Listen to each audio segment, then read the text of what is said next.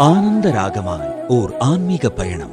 நீங்கள் பார்த்துக் கொண்டிருப்பது உங்கள் பாக்யம் சேனல். வழங்குவோர் அன்புடன் கல்யாண் ஜுவல்லர்ஸ். இது உங்கள் பாக்யம், எங்கள் பாக்யம். உலகெங்கும் இருக்கக்கூடிய பாக்யம் டிவி நேயர்களுக்கு என்னுடைய பணிவான வணக்கங்கள். நான் உங்கள் ஜோதிஷ் நவரத்னா ஜோதிடர் விஜயராகவன். இந்த குரு பயிற்சியை ஒட்டி நம்ம எல்லாருக்கும் இருக்கக்கூடியது ஒரு வழிபாடு அப்படின்றது கண்டிப்பா எல்லாருக்கும் தேவை. அப்படி நம்ம பார்க்கும்போது முருகப்பெருமானுடைய வழிபாடு அப்படிங்கிறது ரொம்பவே பிரசித்தியான வழிபாடு. இந்த வழிபாட்டுல நம்ம முருகனுடைய வழிபாடுன்னு எடுத்துட்டோம்னாலே தமிழகம் மட்டும் இல்லை, உலகெங்கும் இருக்கக்கூடிய வழிபாடு அப்படிங்கிறது இந்த முருகப்பெருமானுடைய வழிபாடு. அதுவும் குறிப்பா அந்த குரு பயிற்சி சமயத்துல எதுக்காக சொல்றேன் அப்படின்னா, அவர் தான் குருநாதர், சுவாமிநாதனா இருக்கக்கூடியவர் இந்த முருகப்பெருமான் தான். முருகப்பெருமானுடைய 6 படை வீடுகள் அப்படின்னு சொன்னாலே நமக்கு ஞாபகத்துல வர்றது திருப்பரங்குன்றம், திருச்செந்தூர், பழனி, சுவாமிமலை, திருத்தணி, பழமுதிர்ச்சோலை. இதுல ஒரு குறிப்பான ஒரு ஸ்தலத்தை சொல்லணும் அப்படின்னாக்க, முருகனுடைய 4ஆம் படை வீடான சுவாமிமலை திருக்கோயில். இந்த சுவாமிமலையில நான் எதுக்கு அந்த கோவிலை குறிப்பிட்டு சொல்றேன் அப்படின்னா, இந்த குரு பயிற்சிக்கும் அதுக்கும் ஒரு தொடர்பு இருக்கு. அவர் என்ன அந்த இடத்துல குருநாதனாவே இருக்கார். யாருக்குன்னா, இந்த உலகங்களுக்கெல்லாம் அதிபதினு சொல்லக்கூடிய அவருடைய அப்பா சிவபெருமான், அவருக்கே அவர் பாடம் எடுத்த ஒரு ஸ்தலமா இருக்கக்கூடியது இந்த சுவாமிமலை திருக்கோயில்.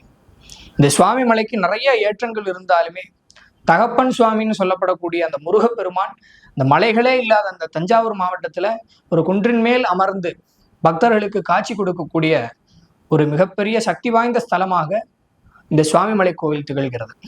இந்த சுவாமிமலையில நிறைய ஏற்றங்கள் இருந்தாலும் முதல்ல இந்த சுவாமிமலை முருகனை பார்க்க போகணும் அப்படின்னாலே 60 படிகளை ஏறி போகணும். அந்த 60 படிகளும் என்னன்னா, நம்ம தமிழ் வருஷத்தினுடைய 60 வருஷங்களாகத்தான் இருக்கு. இந்த ஒவ்வொரு படியிலையும் நீங்க பாத்தீங்கன்னா ஒவ்வொரு வருஷத்தினுடைய பெயர்களை எழுதியிருப்பாங்க. அப்ப வருஷங்களை கடந்து, பஞ்சபூதங்களை கடந்து, நம்மளுடைய ஆசைகளை கடந்து, எல்லாத்தையும் கடந்து அந்த முருகப்பெருமானை போய் நம்ம தரிசனம் பண்றோம். என்னன்னா, அவர் தான் ஞானத்துக்கெல்லாம் அதிபதி, முருகன் தான். தகப்பனுக்கே பாடம் சொல்லி கொடுத்த அந்த முருகப்பெருமான் எதுக்காக பாடம் சொல்லி கொடுத்தாரு அப்படின்னா, எல்லாருக்குமே அந்த கதை தெரிஞ்சிருக்கும். ஓம்ன்ற பிரணவ மந்திரத்திற்கான அர்த்தம் என்ன அப்படின்னு போய் கேட்கிறார். யார்கிட்ட கேட்கிறார்? பிரம்மாட்ட போய் கேட்கிறார். படைப்பு தொழில் எல்லாம் செய்யக்கூடிய பிரம்மாட்ட போய் கேட்கிறார். ஓம்ங்கிற பிரணவ மந்திரத்துக்கான அர்த்தம் என்ன அப்படின்னு கேட்கிறார். பிரம்மாக்கு தெரியல, மறந்து போச்சு. உடனே பிரம்மாவை சிறைபிடிக்கிறார். அப்ப தேவர்கள் எல்லாம் போய் படைப்பு தொழிலே நின்று போச்சே, என்ன பண்றது சிவபெருமானேன்னு போய் கேட்கும்போது சிவபெருமான் முருகன்ட்ட என்னப்பா அந்த மாதிரி பண்ற அப்படின்னு கேட்கிறார். அப்ப முருகப்பெருமான், உனக்கு முதல்ல தெரியுமா ஓம்ங்கிற பிரணவத்துக்கான அர்த்தம் என்னன்னு தெரியுமா அப்படின்னு கேட்கிறார். உடனே சிவபெருமான் இல்ல எனக்கு தெரியல, நீயே சொல்லி கொடுன்னு கேட்கும்போது, நீ கையை கட்டி என்கிட்ட சிஷியன் மாதிரி உட்கார்ந்து நீ கேட்கணும் அப்படின்னு சொல்லி முருகப்பெருமான்கிட்ட சிஷியன் போல உட்கார்ந்து ஒரு சீடனாக சிவபெருமானே மாறி அவர்கிட்ட அந்த உபதேசம் வாங்கின ஸ்தலம் அந்த சுவாமிமலை திருக்கோயில். அந்த கோவில்ல முதல்ல எல்லா இடங்கள்லயுமே நம்ம பார்த்தோம்னா விநாயகர் பிரதானம். அந்த கோவில்லையுமே விநாயகர், நம்ம 60 படி ஏறி போனோன்னே விநாயகர் இருக்கார். அந்த விநாயகருக்கு என்ன ஒரு பிரசித்தி அப்படின்னு பார்த்தோம்னா, கண்ணு சம்பந்தப்பட்ட பிரச்சனைகள் இருக்கிறவங்களுக்கு உடனடியா அந்த கண்ணு சம்பந்தப்பட்ட பிரச்சனைகள் எல்லாம் நிவர்த்தி ஆகுது. காரணம் என்னன்னா, அந்த கோவிலுடைய ஸ்தல புராணம் அந்த மாதிரி. ஒரு பிறவியிலேயே குருடாக இருக்கக்கூடிய ஒரு பக்தன் அந்த கோவிலில் இருக்கக்கூடிய அந்த கோவில் ஸ்தலத்துல இருக்கக்கூடிய ஒரு புஷ்கரணி, அதாவது அங்க இருக்கக்கூடிய ஒரு குளம், அந்த குளத்துல போய் ஸ்நானம் பண்றான். ஸ்நானம் பண்ணிட்டு குளிச்சுட்டு அந்த கோவில் 60 படிகளை ஏறி முருகப்பெருமான தரிசனம் பண்றதுக்காக போறான். தரிசனம் பண்றது அப்படின்னாலே அவனால பார்க்க முடியாது, இருந்தாலுமே அவன் மனக்கண்ணால பார்க்கணும்னு நினைக்கிறான். உண்மையான பக்தியோட போறான். அங்க போகும்போது அந்த விநாயகர்கிட்ட இருந்து அவனுக்கு பிறவி குருடு சரியா போய் கண்ணு கிடைக்கிறது, பார்வை கிடைக்கிறது. அதுல இருந்து அந்த விநாயகருக்கு நேத்திர விநாயகர்னு பேரு. அந்த அந்த பக்தர் ஸ்நானம் பண்ண அந்த குளமானது நேத்திர புஷ்கரணின்னு பேரு. அந்த நேத்திர புஷ்கரணியில ஸ்நானம் பண்ணிவிட்டு அந்த விநாயகர், நேத்திர விநாயகரை போய் தரிசனம் பண்ணவாளுக்கு கண்டிப்பாக கண்ணு சம்பந்தப்பட்ட எந்த விதமான பிரச்சனையாக இருந்தாலும் அதெல்லாம் அப்படியே நிவர்த்தியாகிறத கண்கூடாக பார்க்கலாம். எத்தனையோ பேருக்கு அந்த மாதிரி கண்ணு சம்பந்தப்பட்ட பிரச்சனைகள் எல்லாம் நிவர்த்தி ஆயிருக்கு. அதே போல அந்த விநாயகரை சேவிச்சுட்டு நம்ம அடுத்ததா போனோம் அப்படின்னாக்க, துவஜஸ்தம்பம் என்று சொல்லக்கூடிய அந்த கொடிமரம் இருக்கு. அந்த கொடிமரத்துக்கு அப்புறம் அவருடைய வாகனம். எல்லா முருகன் கோவில்லையுமே இருக்கக்கூடியது மயில் வாகனம் தான். முருகன்னு சொன்னாலே மயில் வாகனம்னு தான் பேரு. ஆனா இந்த ஒரு சுவாமிமலை திருக்கோவில்ல மட்டும் யானை தான் அவருக்கு வாகனமா இருக்கு. எல்லாருக்கும் ஆச்சரியமா இருக்கும் கேட்டாலே. யானை எப்படி சார் வாகனமா இருக்க முடியும் முருகனுக்கு அப்படின்னு கேட்டோம்னா, அதுக்கு அற்புதமான ஒரு புராணம் இருக்கு. அந்த கோவிலினுடைய ஸ்தல புராணத்துல நீங்க பாத்தீங்கன்னா, அது சாதாரண யானை கிடையாது. இந்திரனுடைய ஐராவத யானை. காரணம் என்னன்னா, இந்திரன் ஹரிகேசன் ஒரு அரக்கனோட, இந்திரனுக்கும் ஹரிகேசன்ற அந்த அரக்கனுக்கும் போர் நடக்குது. ரொம்ப கடுமையான போர் நடக்குது. அந்த ஹரிகேசன்ற அரக்கன் இந்திரனுடைய பதவியை பறிச்சிடறான். இந்திரலோகத்துக்கு அதிபதி ஆயிடுறான். இந்திரனுடைய பதவி பறிபோயிருது. அவனுடைய பொருட்கள், அவனுடைய சேனைகள் எல்லாம் அழிஞ்சு போகுது. அப்ப இந்திரன் நேரா பிரம்மாட்ட போய் கேட்கிறான், நான் என்ன பண்றது? என்னுடைய பதவியை மீட்டெடுக்கணும், என்னுடைய செல்வங்களை மீட்டெடுக்கணும், என்னுடைய சேனைகளை மீட்டெடுக்கணும், எனக்கு திரும்பவும் இந்திர பதவி கிடைக்கணும்னா என்ன பண்ணணும்னு கேட்கிறான். இப்ப பிரம்மா சொல்றார், நீ பூலோகத்துல போய் சுவாமிமலை முருகனை தொடர்ந்து தவம் பண்ணு, அவரை தொடர்ந்து பூஜி, அவரை தொடர்ந்து வழிபாடு பண்ணு, கண்டிப்பா உனக்கு இழந்த பதவிகள் திரும்ப கிடைக்கும். இந்திர பதவி திரும்ப கிடைக்கணும்ன்றதுக்காக இந்திரன் திரும்ப பூலோகத்துக்கு வரான்.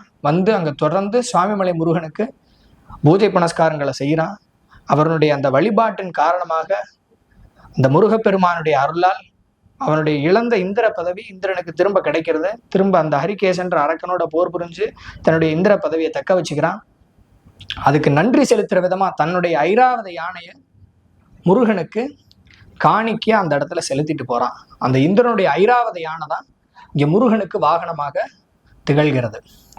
அதே போல இந்த சுவாமிமலை கோவில்ல இந்திரனுக்கு மட்டும் இல்லை, கங்காதேவிக்கு பாப விமோசனம் கிடைச்ச ஒரு ஸ்தலம்.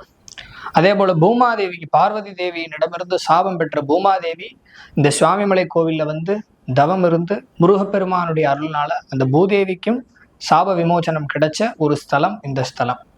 அதனால இந்த ஸ்தலத்துல இந்த கங்கை தாயாரும் பூமாதேவியும் நெல்லி விருட்சமா, அதாவது தாத்ரி அப்படின்னு சொல்லக்கூடிய நெல்லி விருட்சமாக இந்த இடத்திலே ஸ்தல விருட்சமாக காட்சி கொடுக்கிறார்கள்.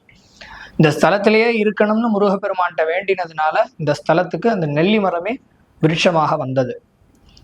அதனால இவ்வளவு பெருமைகள் இருக்கக்கூடிய இந்த சுவாமிமலை கோவில்ல இன்னொரு ஒரு பெருமை என்ன அப்படின்னு பார்த்தோம்னா, ஒரு சோழ தேசத்துல நம்ம மதுரையில இருப்பது போலவே மீனாட்சி சுந்தரேஸ்வரனுடைய சன்னதி இந்த கோவில்ல இருக்கு.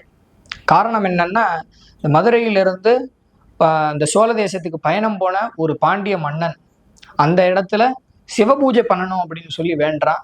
அதனால அங்கிருந்த சோழராஜாவினுடைய சம்மதத்தினால இங்கிருந்து சிற்பிகளை அழைச்சி கொண்டு போய் அந்த சுவாமி மலையிலேயே வச்சு சிற்பங்களை செஞ்சு அந்த இடத்துல மீனாட்சி சுந்தரேஸ்வரருக்கான சன்னதியை ஏற்படுத்தி, இந்த முருகப்பெருமான மேல போய் தரிசனம் பண்றதுக்கு முன்னால கீழே இருக்கக்கூடிய சன்னதியே இந்த மீனாட்சி சுந்தரேஸ்வரனுடைய சன்னதி தான்.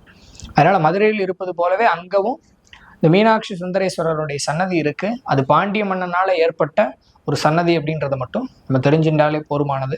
கண்டிப்பாக முருகப்பெருமானின் 6 படை வீட்டிலேயே மிக மிக முக்கியமான வீடு அப்படின்னு சொல்லக்கூடியது இந்த சுவாமிமலை திருக்கோயில். ஆன்மீக பயணத்தில் இருக்கக்கூடிய அன்பர்களுக்கு மிக மிக அற்புதமான ஸ்தலமாக இந்த ஸ்தலம் விளங்குகிறது. அதே போல குடும்பத்தில் ஏதாவது பிரச்சனை இருக்கு அப்படின்னா அதெல்லாம் நிவர்த்தி ஆகும். குழந்தை இல்லாத வாளுக்கு குழந்தை கிடைக்கும். கண்ணு சம்பந்தப்பட்ட பிரச்சனை இருக்கிற வாளுக்கு, குறிப்பா உடம்புல எத்தனையோ பிரச்சனைகள் இருக்கலாம், ஆனா கண்ணு தான் பிரதானம்.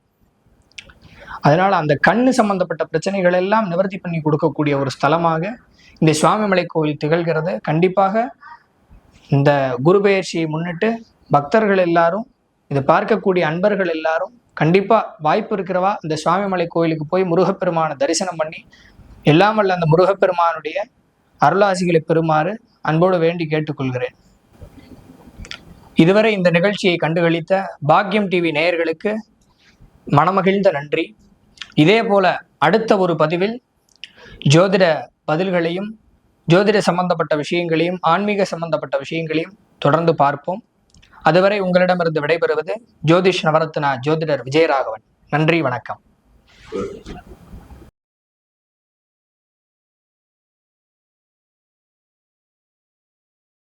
ஆனந்த ராகமாய் ஓர் ஆன்மீக பயணம். நீங்கள் பார்த்து கொண்டிருப்பது உங்கள் பாக்யம் சேனல். இது உங்கள் பாக்யம், எங்கள் பாக்கியம்.